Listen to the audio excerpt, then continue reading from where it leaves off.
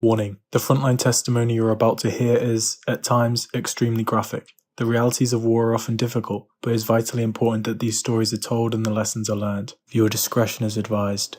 If I hadn't knocked that machine gun nest in, he would mow down everybody in sight. Sometimes we was pinned down for 2 days and never got to move. The Japanese I never trusted. You would find them laying there to think you were dead, but they either had a grenade in their hand or a pistol. Well, if you've never been there, you really don't know what it is till you've been on the front line. You run into people, I think I know what it is. No, you do not know till you've been there. In presenting the Bronze Star Medal, it did not bother me. I don't care whether they killed me or not. To Private First Class Walter V. Philippak. Hey, it was war. Kill or be killed. And the Bronze Star is for her heroic feat in action. I done what I had to do. It's cruel, but anyway, I've done it.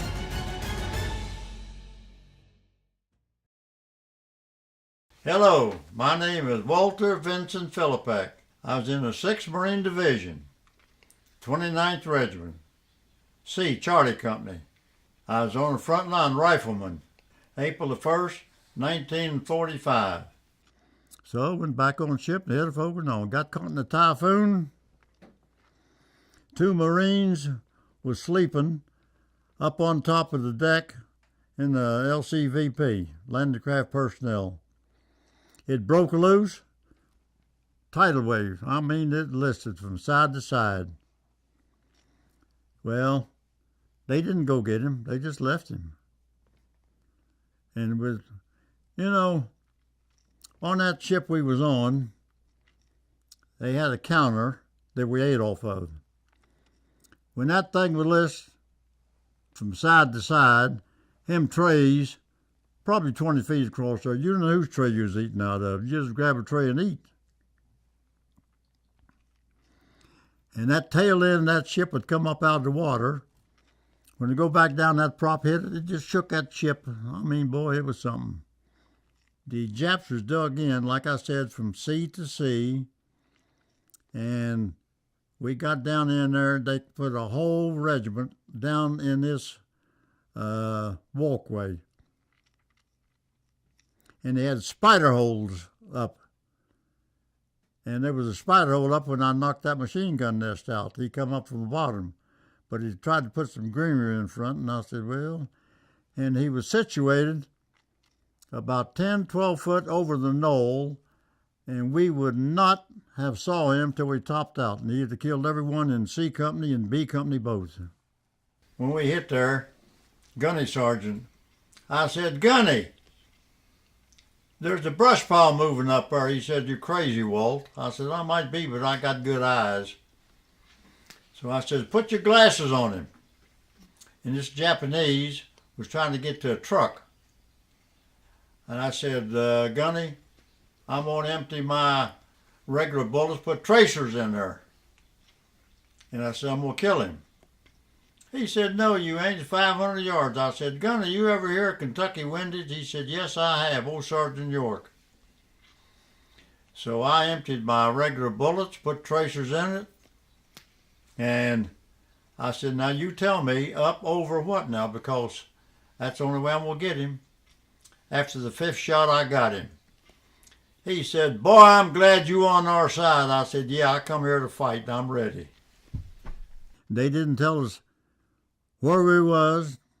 The mountains all had names. They didn't tell us nothing. And they were set up any way you go. They had sights on you. Took a long time to get them out, but we did it.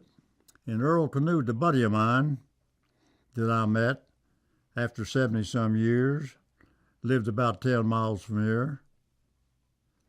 He was a machine gunner. Yeah, they dropped a grenade in and shot his leg off, mangled his leg. And he couldn't get no paramedic to help him. This is what he told me. He said he started crawling out. He got down out of his foxhole and got a couple hundred yards down, and Newt Rockney picked him up, was going to carry him.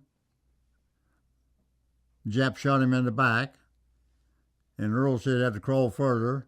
Another guy picked him up, and he got shot. I mean, they was all over, buddy. I'm telling you, it's hard to get away from. No matter what direction you went, there's a Jap in front of you. I survived the Banzai attack. I mean, what was left of us, we laid down side by side. We knowed they was coming. Next morning, it was probably 3 deep. I mean, the whole battalion tried to infiltrate us, but we held our ground, and we mowed them down. When we got done, they was about 3 deep. We had to walk over top of them next morning. This lieutenant he said, "Y'all mowed them down, did you?" I said, "Yes, we did." I mean, what do you expect? That's what we're out here for. I said, "They taught us to kill or be killed in the Marine Corps." He said, "Yeah, that's the old saying, kill or be killed." How old were you on the island? 18. And I could crawl faster on my hands and knees than most people could run. Well, I had a hole dug there about 3 foot deep, put dirt around. And I happened to look up. Here come a grenade. We called it a potato masher. Rolled down the hill. I counted 3 seconds. Did it go off? I grabbed it and throwed it back. That Jap grabbed it, throwed it back. I throwed it back. Then I throwed it over the shell. I said it might go over as a dud, so. But we can hear them talking. We could not get them from where we was. They was underneath us. We had to go around. The tanks had to go around, had to burn them out. How did you guys eventually take Sugarloaf Hill? Because it took many tries. Sugarloaf Hill, the tanks had to go on the scout search all the way around and then come back in.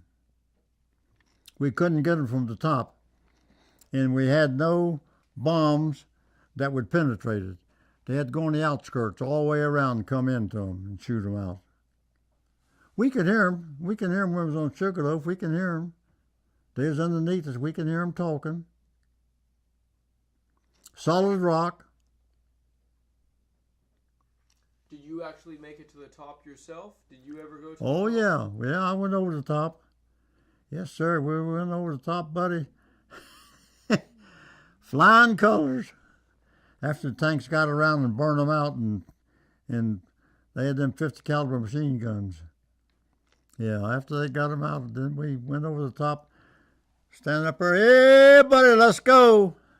And on Sugarloaf, the Japanese, their artillery, they would wheel it out, and then they would wheel it back in. No, not on Sugarloaf. That was on that island that we were supposed to take.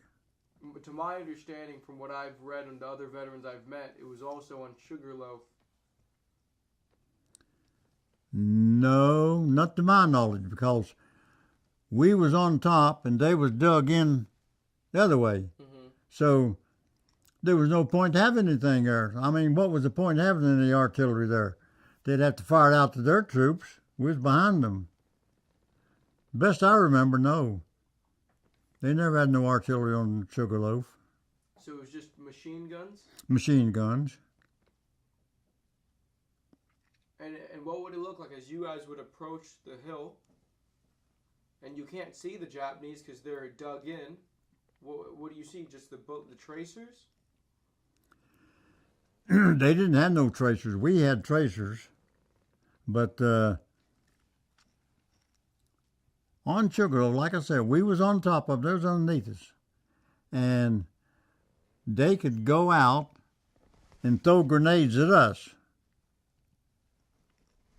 I ain't going to damage it. They'd throw grenades at us. They'd go, and then they go back. And the only way we got them out was our tanks went on the outskirts all the way around and come back in and shot them out. Shot napalm in there and 50 calibers. In Sugarloaf was a cane place there. And the blowflies was so thick that you could not eat your rations. You'd put your hand up there and try to eat, and your hands be covered with them old blowflies. In the bullet holes, with the bullets, I had them through my sleeves, through my pack, one went through my helmet. And every time a bullet go through, them old flies with green flies. Wonder if any of us lived through it, but we made it. And then when we left there, headed south, my squad leader got wounded, and my lieutenant says, I need someone to go get him. Wouldn't nobody volunteer to go get him. I said, I'll go, Lieutenant, on one condition. He says, what's that? I said, turn the troops around and fire, blast the hill behind me. Don't worry about where I'm going. Well, I went up the hill there and found my squad leader. Glanced up. I said, uh-oh. He was shot in the stomach. I started pulling him back. When I glanced up, B Company was coming up the point, and we was going to go up the side.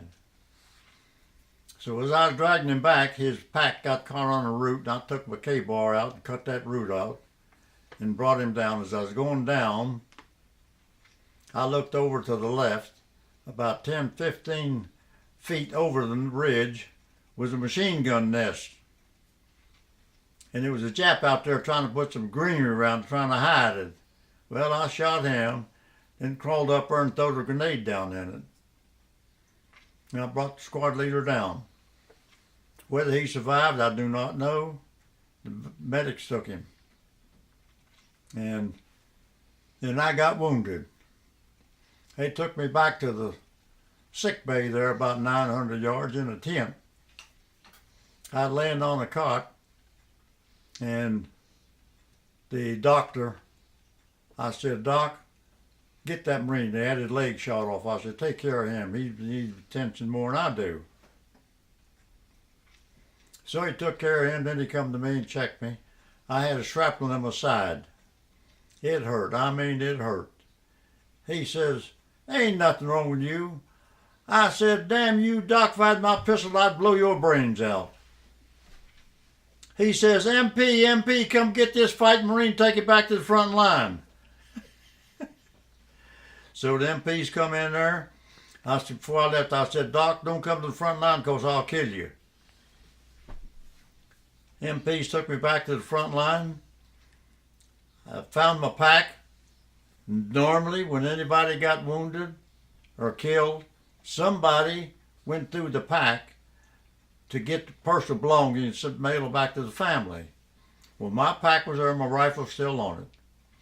But my two buddies drugged me for 10 days. I could not move. I mean, they drugged me for 10 days. We advanced toward the southern end. As we went to the southern end, the tanker had napalm in it. He stuck the snout in a cave, tried to burn the Japs out. Well, evidently one of them survived. We walked around and we laid, I got 2 new recruits in that day because we had trouble getting people replacement. I got 2 new recruits and we laid some rock up on a mountain up there, and I said, boys, y'all go ahead and go to sleep. I'm going to take his first watch or 2, 2-hour watch at a time. They've never saw no combat. He throwed up a illuminated grenade, lit the sky up. I looked, a shadow hit me. I was about 10 foot from the edge of the cliff. They throwed up another one, and one more step, that Jap been on top of us. So I shot him. He fell down over the cliff. And boys jumped up. What happened? I said, we just about had an unwanted visitor in here. I said, I'm going to bed now. Y'all can have us from here. So next morning, I walked all the way around, went down there, got a Longines wrist off of him, got a Japanese flag, got a rifle. I got the wristwatch, and I got the flag yet. And come back, as we started south again, We got a new lieutenant, called him a 90-day wonder. He says, Felipe. I said, yes, sir. He said, you take your squad, I had 6 men. He said, you take your squad and you go about 200 yards up there and dig in. I said, no, sir, Lieutenant, I ain't going to do that. He said, you're talking to an officer. I said, Lieutenant, I'm talking to a shitbird like everybody else on the front line. They'll kill you the same as me. He said, I'll court-martial. I said, I'll be alive too. I said, Lieutenant, do you realize you're trying to put me in a crossfire? He said, what's a crossfire? I said, you a lieutenant didn't know what a crossfire is? I said, them Japs out there shoot this way and Marine behind me, you got me in the middle. No, sir, I ain't going. I said, I'm going to give you one piece of advice, Lieutenant. You're about 6'4" tall. You're standing up looking around. You had better get down and crawl and give your orders, or you're going to get killed. About 4 o'clock that evening, sniper got him right through the neck and killed him. And he would have court-martialed me, but I said, that's all right, I'll be alive. I was on Okinawa, and we was advancing towards Naha, and the gunny sergeant says, Walt, take the prisoner back, but you be back here in a minute. I said, yes, sir. I said, a minute? He said, you heard what I said. I said, I'll be back. So I was taking this prisoner back. I started searching him. He only had one picture on him. That's it. Nothing else. He wouldn't give it up. I said, yes, yes. He said, no, no. I said, yes, yes, I want the picture. Well, I looked at my watch and time was going by. I had to shoot him, get the picture, but I did. Do that, what to do. And he had a picture of Japanese soldiers cutting Chinese heads off, putting them in a cage. What's behind it, I do not know, except I was told maybe they were just checking their swords. I was told that if they can cut a head off one whack, he's a good soldier. Whether true or not, I do not know. I'll show you the picture in a few minutes. Right now, we're telling what happened and why this was taken in China at the Great Wall. The Great Wall of China, and that is something to see, too. I've been all over it. What was the reason you weren't allowed to take him back to a prisoner of war camp? Too far away. And you get stuck back there by yourself, them Japs all around you, no. That's what the gunny said. He said, you'll be back here in a minute. We as a group. But you go back by yourself, get stuck out there, you're a dead duck. This is a photo I got off that Jap. And that's the only thing he had on him. But when the gunny sergeant said, you be back here in a minute, that meant I had to get back or be left, and I was not going to be left. So I had to shoot him. He got the picture and left him lay. Then rejoined, and we moved on. We're looking at a photo taken against the Great Wall of China, and looks like the Japanese soldiers, whether they're officers or not, I do not know, was trying to, well, they was really checking their swords, see how good sharp they are, I guess. You know, that's a good example of the Japanese brutality, you know, during the war, just how brutal and inhumane they were. Yes. Were there any other experiences you had on Okinawa that made you realize just how ferocious and how bad the Japanese were? Mister, what I done, I killed them first, you know. They taught me kill or be killed, and I killed, didn't ask no questions. And that's what I done. You couldn't trust them. If they got too close to you, they could have a grenade on you, they could have a pistol, you never know. So, shoot first and live longer. Did you have any experiences with Japanese who were pretending to be dead? Yes. Can you tell me about Yes. Yes, they pretend to be dead. And some of them pull other Japs on top of them. Yeah. Can you tell me about those experiences? Well, You know, when we moved ahead, we didn't have time to do a whole lot because we had to move. We may move one day and be pinned down for 2 days, and another day we may cover 5 miles. Just never know. Sometimes we was pinned down for 2 days and never got to move. But the Japanese I never trusted.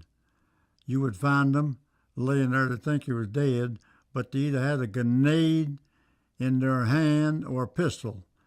And you had to be mighty, mighty careful how you handle it, too. Sometimes I took the rifle with the bayonet on and turned them over. And when they move, I knew they was alive. So you shoot them, going about your business. It's cruel, but anyway, I done it. Yeah, real. Well, if you've never been there, you really don't know what it is till you've been on the front line. You run into people, I think I know what it is. No, you do not know till you've been there. It did not bother me. It did not bother me. I don't care whether they killed me or not. Why is that? It just never did bother me because, hey, it was war. Kill or be killed. I never thought about anything. Didn't have no girlfriends back here then. Didn't have nothing to go to but my family. I didn't worry about nothing. And I'm the same way now. I don't worry about nothing right now. Don't do no good to worry. Did you pray when you were in combat? Oh, yeah. Oh, yeah. I've had people cover their head up with newspaper, if they can find one, try to protect themselves. I've had people in my hole with me that would jump out and try to run. I'd grab them, pull them back, save their life.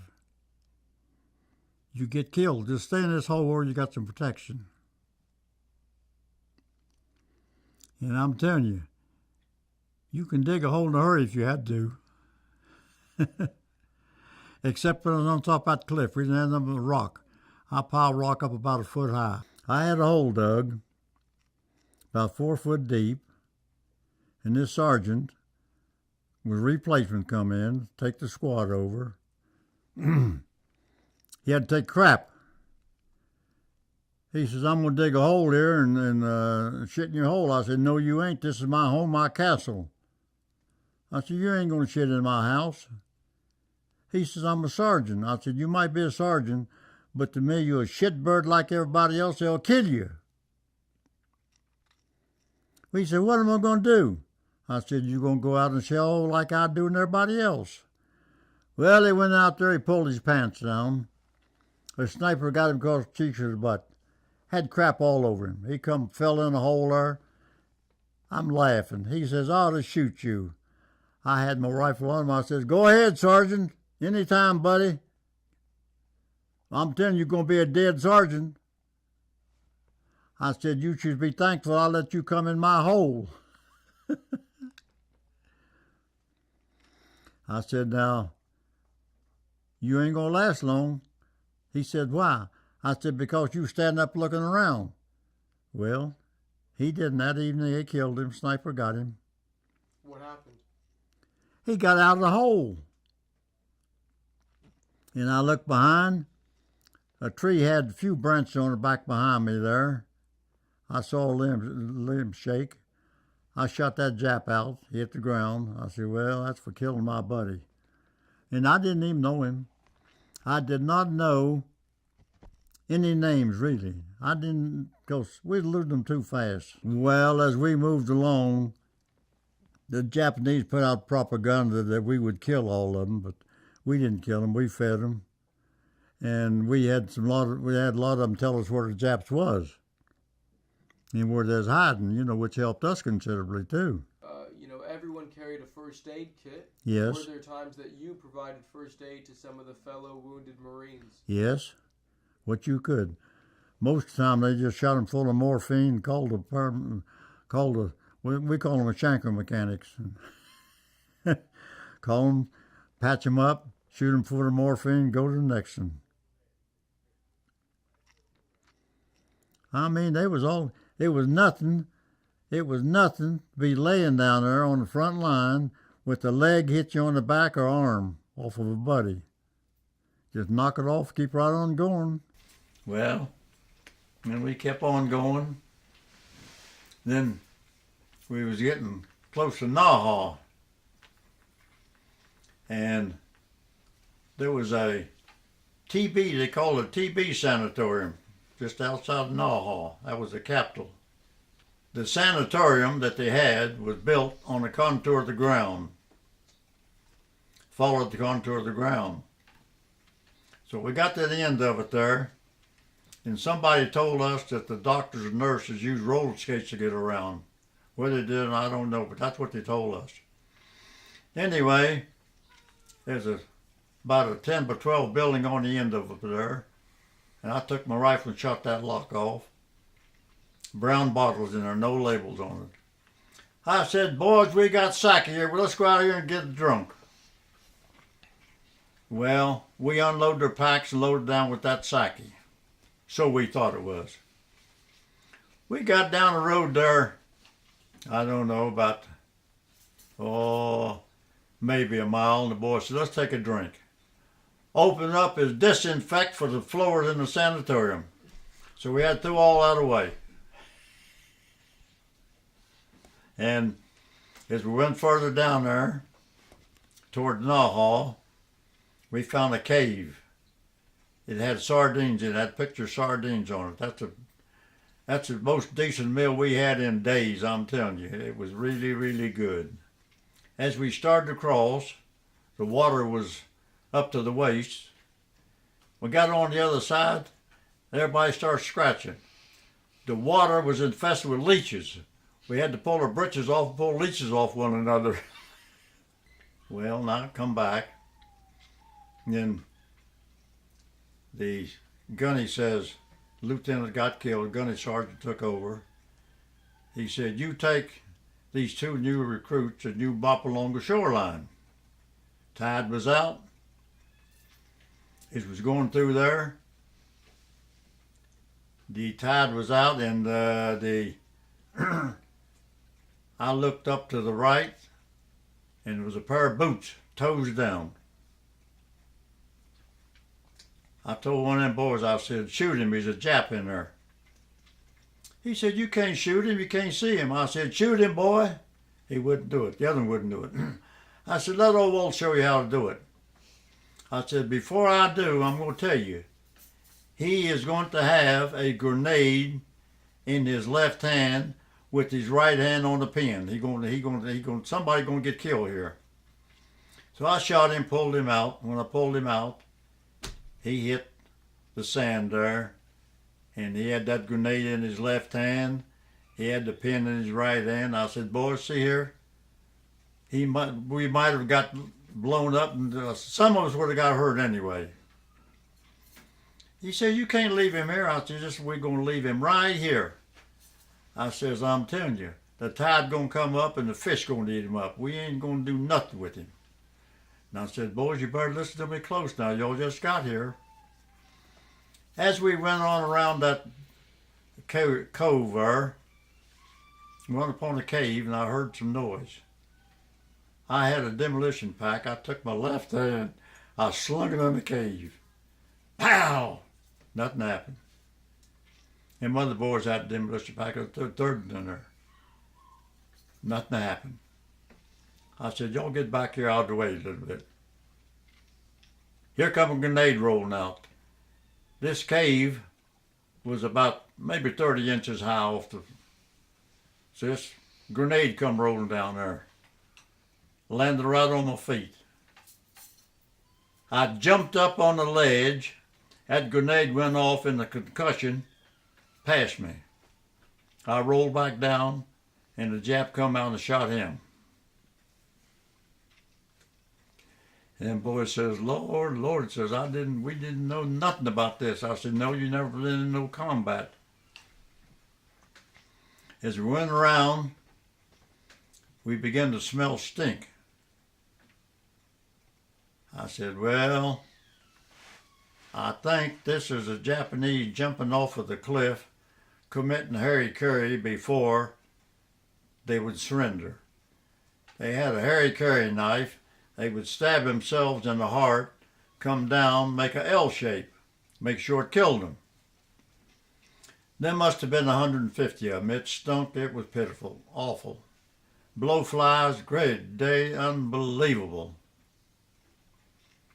So I said, boys, let's get back. Gunny says we got to get back before dark. Things going to get rough here. Well, we got back.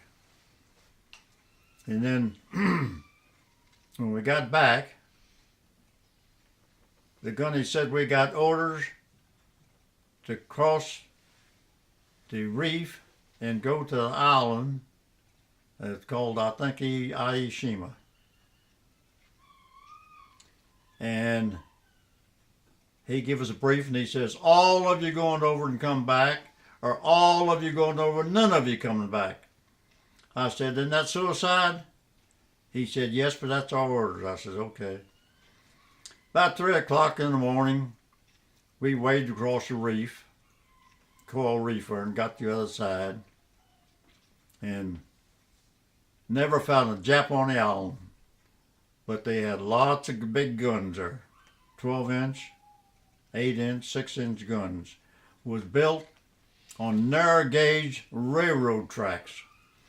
They would run these guns out and fire and then run them back inside. We checked the whole island and did not find a Jap on the island. And we was told that they had abandoned the island just a couple of days prior to that. And then we heard Ernie Powell. He was the most famous war correspondent there ever was on the front line. He got killed. The sniper got him through the neck too. So we had to go back the same way, wait till the tide went down and wade back. And well, it was getting pretty close to the end. That was about the 98th day, I guess it was. They was dug in from sea to sea. And the commander in charge of the 32nd Japanese line, they called the Mount Shore line. Well, anyway, he called to Japan and he wanted to commit suicide. Emperor said, no, you will not kill yourself. They will not kill you. Said, you will be the only witness we'll ever have to tell us what really happened on Okinawa. So he gave himself up. Another time, just before we got to Naha, we secured the airport. These two Zeros come landing in there like they're going to refuel. Looked around, throwed their hands up, and surrendered. We was told that they did not have very good communications on the Zeros. In fact, they said didn't have any radios, but they come in to fuel up. So we captured them too. It was an experience you'll never forget. If anybody says, I think you know what you went through, they're a liar. They don't know until you've been there. I found dead Japs with Marine Corps boots on, jackets on, and bandoliers. The Japanese had a .31 caliber. They could shoot our ammunition, but we could not shoot their ammunition. And their sniper rifle was a .25 caliber. Pretty accurate too, boy. They was good, them snipers. How would they try to hide themselves, the Japanese snipers? Anything they get behind, just like we, just anything behind. The island probably should have been no more bombs stowed on it to level things, but it didn't. It didn't have time. I guess they had a date set and they just followed the rigmarole. I don't know. I went in on the second land. Second thing. If we had enemy fire, we stopped. Might be pinned down 2 or 3 days before we can move again, but we kept advancing slowly, and finally took it. We also had tanks too, and I hated to go behind the tank. they drew all the fire. Every time they spotted a tank, they threw the grenades, they threw the knee mortar, and bombs, everything else. But then there was protection. I mean, were there times that you saw American tanks getting knocked out? Oh, Lord, yes. What do you remember about what you saw? Well, when they hit them and knocked the tracks, most of them, when they lost the track, they was down. They couldn't do nothing. But, yeah, there were a lot of tanks. Their artillery was mostly duds, I'm telling you. They did not have very good artillery. But most of mine was hand-to-hand combat. They said, let's go, and that's what we're doing. Just go, go, go, go, go, go. They didn't tell us where we was going, what we was going to be running into, nothing. Of course, really, I don't think the squad leader even knew. Then when he got wounded, then I took over the squad. I had 6 people. I mean, do you remember times that you were under mortar fire? Every day. Every day. It's 724, buddy. They didn't want to give up until we broke through the Mount Shorey line. Then things eased up then. Mount Shorey line, when they know they lost that, they know they done lost the battle. So the Japanese had a lot of caves on Okinawa. Yes. Did you end up going into any of the caves yourself? Oh, yeah. Yeah, we went in several of them. We went in one cave. This boy, Chuck from Oklahoma, big and tall. There was no fireplace in this cave. He reached up on top of the mantel, and he felt something. He found a Harry Carry knife that probably belonged to a general. It had emerald in the handles. I said, that's mine, Chuck. He said, no, hell no, that ain't yours. I said, yeah, but you're taller than I am. He said, no, that ain't yours. That handle was probably worth thousands and thousands of dollars.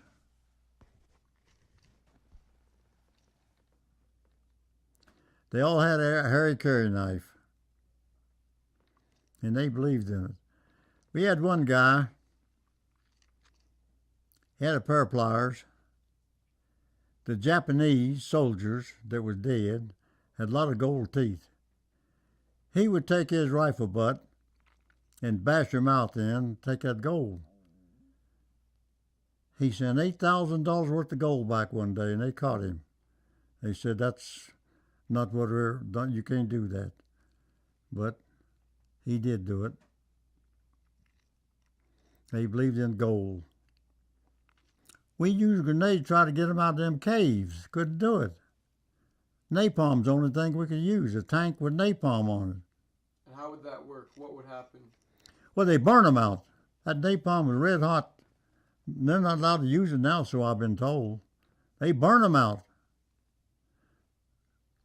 And some of them was dug in so deep that you couldn't burn them out. Yes. Can you tell me about your memories of that? Yes. I spent a night in one. In what? In a tomb. Catatombs. With the big urns. When they died, they put them in an urn. They had a little opening. We crawled through it. I just got a couple new recruits in. And like I said, replacement was hard to get. Anyway, I opened this tomb up, crawled in there, wrapped around one of them big urns, tried to sleep. The fleas in there was big as flies around here. They give us flea powder, they thrived on it. They like to eat us up. Big fleas, humongous fleas. And I said, we'll be safer here tonight anyway. Them 2 boys, they didn't want to go. Said, them people dead in there. I said, yeah, you're going to be dead too unless you go in there and hide tonight. I didn't care whether the sun come up next morning or not. It didn't bother me a bit, buddy. I didn't worry about nothing. I done what I had to do, and I did it. How old were you on the island? 18. What do you remember about the kamikaze attacks against the American Navy? From where you were on the island, did you witness any of it? Yes. There was really 1,600 ships around Okinawa. The ship next to me got hit, And the Japanese, I guess in the Navy, it threw him out, and he was about 50 yards from our ship, floating. Well, they took a rope and a hook and brought him up on top and stripped him. He had a sheepskin jacket on and sheepskin pants. They stripped him. I said, what are you going to do with him now? Don't know. I said, throw him back in the water. He ain't no good to us. He's dead. And the attacks, the commander in charge of the Navy gave orders to pull out because there was a little too many ships. If they had pulled out, none of us been alive. But our commander talked them into spending another day there, and they did. What do you remember about the destruction done to the Japanese towns on Okinawa? Like Naha. I mean, what do you remember about the destruction? Wasn't nothing left. Total ruin. Hey, I've slept in the mud many a night.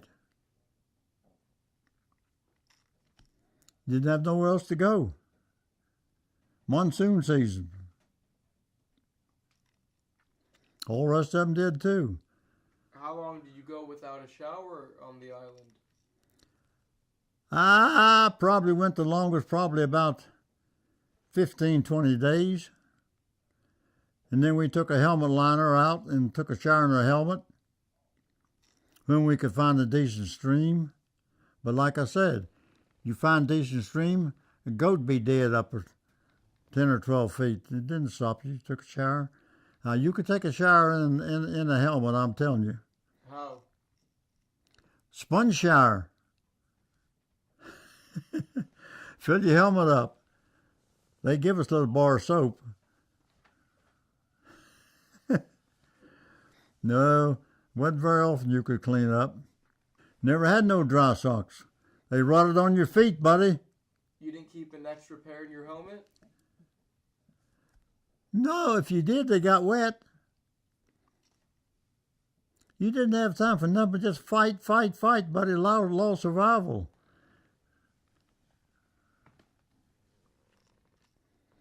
No. Like I told that lieutenant, I said, Lieutenant, you better get down. I said, I've done had a couple worm out there going socks rotted off my feet. They won't get me. I said, Lieutenant, first thing you want to do is take them damn bars off and stick them in your pocket and throw away. Had them shiny bars, they're lieutenant bars. He finally took them off.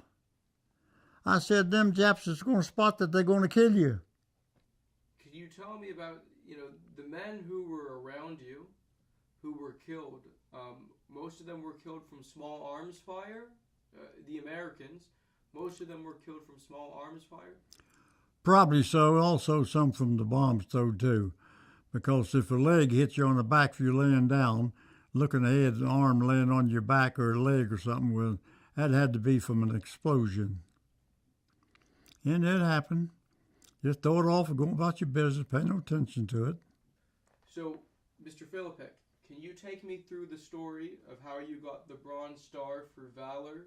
My squad leader was up on observation point, got wounded. Wouldn't nobody go get him. We got a new lieutenant in. He didn't know nobody, and we didn't even know nothing about him. He says, I need a volunteer to go get the squad leader. He was out on the observation point. Wouldn't no one volunteer. I said, Lieutenant, I'll volunteer under one condition. He said, what's that? I said, turn the troops around and blast the hillside behind me.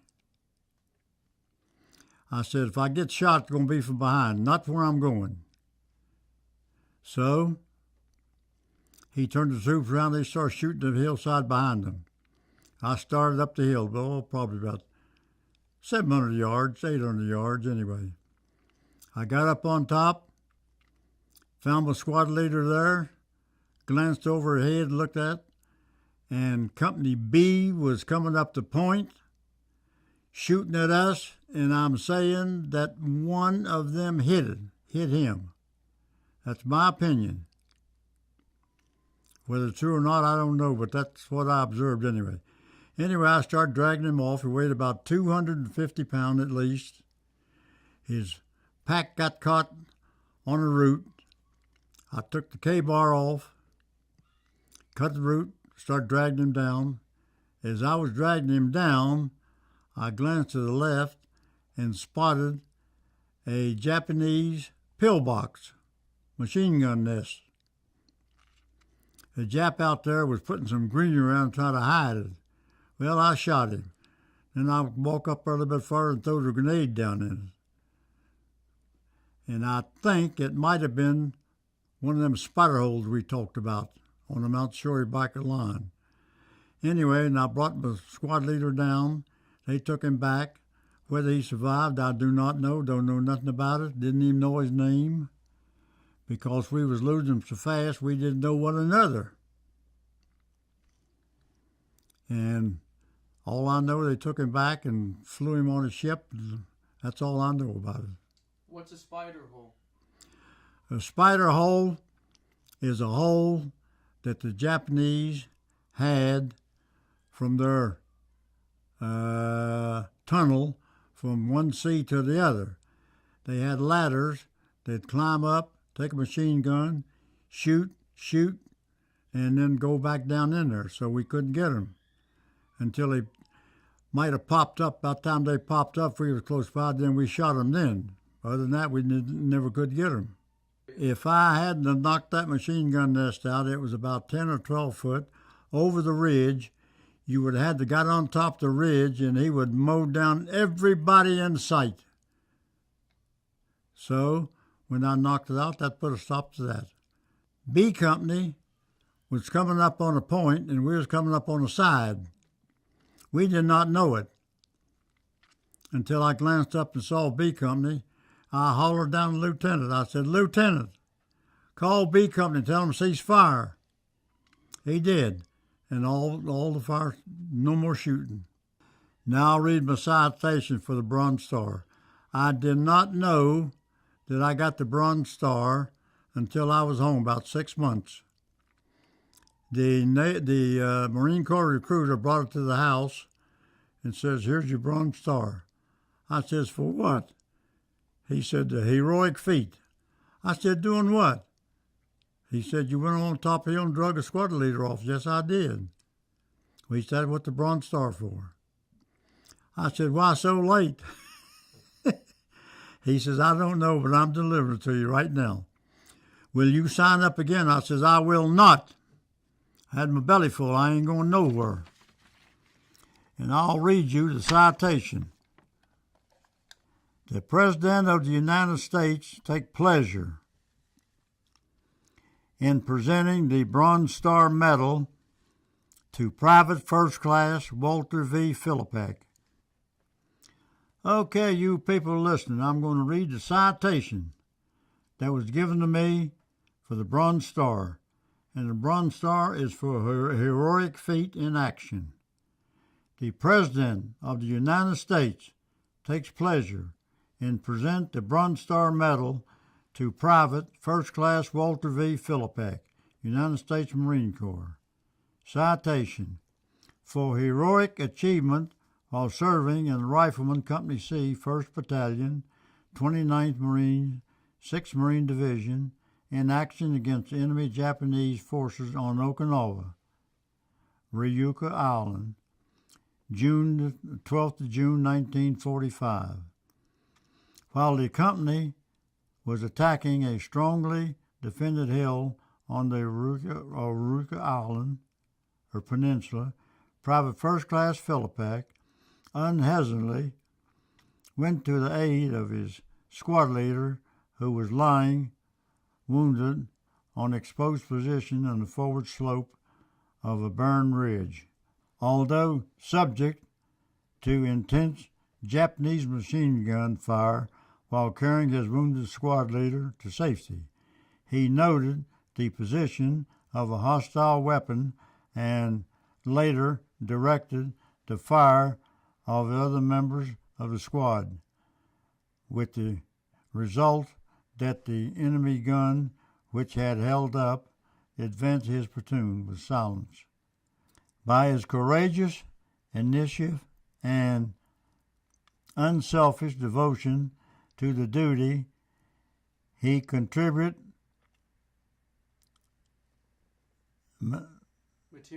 materially to the success of his attack and upheld the highest tradition of United States service. Private First Class Philippek is authorized to wear Combat V. So how old are you right now, Mr. Philippek? 49 backwards, that makes me 94. Do you feel like you're 94?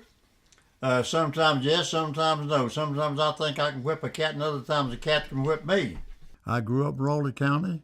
It's 3 miles out of Beckley. There were 10 Polish families, 10 houses up there in Polish families, and it was just a knit community, coal mines up above.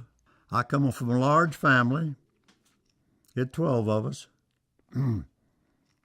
And 3 of us still living, 4 of us.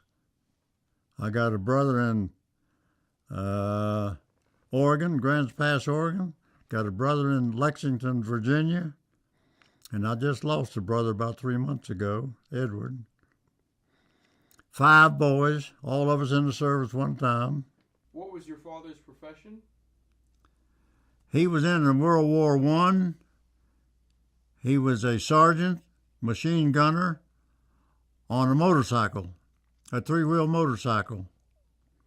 And he went in the coal mines. He worked in the coal mines 58 years. Did he go overseas during the First World War? No. No, as far as I know, he didn't. First World War, he's told me he marched from Newark, New Jersey to Texas. They walked it. Didn't have no transportation. And I've got pictures of him, bull sticks around his neck. And he was a machine gunner on that motorcycle. Before the war broke out, what were you planning on doing with your life? I didn't have no idea, but when the war broke out, I started training myself. Me and a fellow by the name of Carver Legursky. We started training ourselves. How? I was in the Boy Scouts. I like one merit badge of being an Eagle Scout. How? Well, we'd string rope from tree to tree, and we'd climb the rope and just anything, because I wanted to go to the Marine Corps. And the reason I wanted to go, I wanted them blues. Well, when I left Paris Island and got to Quonset Point, like I said, that quartermaster says, "Boy, we ain't going to spend no money on no blues. If you're going to be dead, you won't earn them." I said, "That's all right, keep them. I'll make it." But we done this, about 4 of us done a lot of training. Well, the war was going on, you know, and we figured one of these days we'd go. I volunteered when I was 17. I was in high school, Woodrow Wilson High School, and they come up, they wanted people in the service. I volunteered. They give me my diploma, and I volunteered to go. Well, I went to Beckley with the recruiter. He took us to Charleston. He got drunk, went to Fry's Alley. We ended up sleeping in the police station that night. I said, "What in the world are we getting into here?" Whew. Then finally went to Paris Island. That drilling instructor says, "All right, you recruits, get up against the bulkhead." Well, I didn't know what no bulkhead was. They give us a pack, give us the clothing, give us a rifle with cosmoline and all on it, and put a sun helmet on. I put that sun helmet on, down my eyes. I stopped, laid my rifle down on my sea bag to adjust my helmet. This drilling instructor looked at me, and I grinned at him. He had a swagger stick, probably 2 foot long, with a 50 caliber bullet on the end of it. Hit me across the daggone head there. He said, "Boy, don't never look at me and grin again." Whew. What am I into now? Well, as time went by, said we're going to have a field day. a field day. I thought we were going to play ball and have a good time. Our field day, we had to carry all the bunks outside and all the lockers outside and Holy Stone the deck. Holy Stone the deck got salt water, and they give us bricks, and we rubbed it on the floor until the nail head shined. Then we carried everything back in. Well, the DI says, if you don't like what's going on, just step out, I'll whip you. This little old boy stepped out there. They put the boxing gloves on. He wasn't very big, but the drill instructor said, we'll go behind the barracks and we'll have it out. That boy whipped the devil out of him because he was a champion, state champion boxer of Florida. But the DI says, I ain't going to hold it against you. I asked for it and you give it to me. And as we went out on a rifle range, it was probably 110 degrees. It was hot. And we started marching backwards and forwards, backwards and forwards. The drill instructor under a shade tree, and when we got done, there was about 3 of us left. At least he says, boy, I got 3 Marines out there. The rest of them done passed out. And if we was marching, if a Marine fell in front of you, nobody stopped to help him. You had to walk over him and keep right on going. I mean, we was under some strict, rigid training. And we're stacking rifles one day. Well, 7 rifles. We stacked them there, and the boy kicked it, and it fell over. And he blamed it on me. I had to sleep with them 7 rifles across my chest that night. He started to teach a lesson. I said, Mr. Gardner, I did not knock them down. That other guy did. He said, you did. I said, I did not. Anyway, I said, I'll survive. And so after your after boot camp, where do they send you? Rhode Island, Naval Air Station. 100 Marines and 10,000 sailors and airmen. We had to guard the posts. And I was on guard duty one day, and these women would bring their husband in. It's an air base. Bring a husband in. Well, the colonel was there one day. And the women would bring her husband in, go back out. Well, this woman bring her husband in. She didn't have a badge on. And I wouldn't let her through. Colonel says, ma'am, did you hear my sentry? He said, where's your badge? She says, I've been coming through here for months. He said, you heard him. Where's your badge? She said, at home. He said, lady, you go back. You get that badge. You spin it on your left breast where it belongs, and then you can come back in here. He said, my sentry ain't going to let you in. I mean, I knew her, and I knew she had a husband she's bringing in, but with the colonel there, oh, he had a face like a bulldog. And every time you saw it, he wanted you to salute. This one boy didn't salute him.